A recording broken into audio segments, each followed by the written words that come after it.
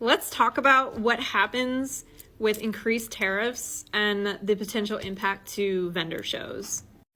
So when foreign vendors enter the U.S. with their goods, they have to declare those items to the U.S. Customs and Border Protection under the Harmonized Tariff Schedule.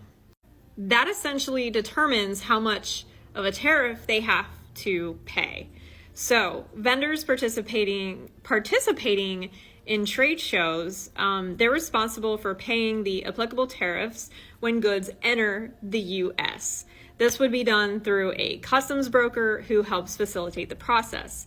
Now, vendors participating in trade shows might use a temporary importation under bond, known as a TIB.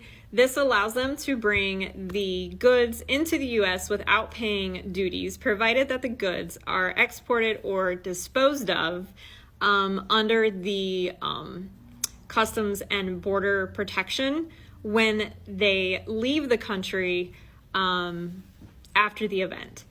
Now, if those goods are sold domestically instead of being re-exported, that's when the tariffs become due at that point. And that's when that additional paperwork comes into play. So how would increased tariffs impact mineral dealers, jewelry, gem, etc., whatever dealers that we see at our mineral and gem shows? Vendors from China and Mexico may not bring as much material in because the more material, the more tariff they will pay if they are not participating under the temporary importation under bond.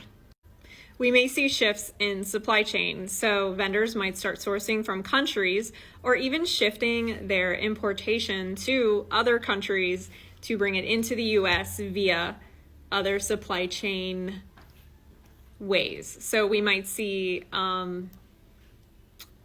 Mexican parcels coming through other countries. This is something that is questionable at best, but it does happen in the past. And finally, from the consumer side, it may be really hard for U.S. buyers to be motivated to attend trade shows if the prices become so high and product variety becomes so reduced that it's no longer worth it. So it will be very interesting to see how increased tariffs impact the mineral and gem show market and the trade show attendance and long-term effects on trade shows.